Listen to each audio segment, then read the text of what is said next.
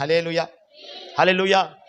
అయితే ఇక్కడ పరిశుద్ధ ఆత్మదేవుడు అంటున్నాడు, ఇదిగో మీరు నానా విధములైన, ఒకటి కాదంట, రెండు కాదంట, నానా విధములైన అనేకమైన శోధనలలో మీరు పడినప్పుడు మీరు ఆ శోధనలు బట్టి ఏం చేయాలంట తెలుసా? మహా ఆనందము పొందండి. అంటే గంతులేయండి, సంతోషించండి, అబ్బా అని సంతోషించండి. శోధన అని శోధన అంటే పరీక్ష. ఈ పరీక్ష మనకి ఎందుకు కలుగుతుంది? అయితే యేసు క్రీస్తు ప్రభుని నమ్మిన ప్రతి ఒక్కరికి, ఎవరికి? యేసు క్రీస్తు ప్రభుని నమ్మిన ప్రతి ఒక్కరికి శోధన అనేది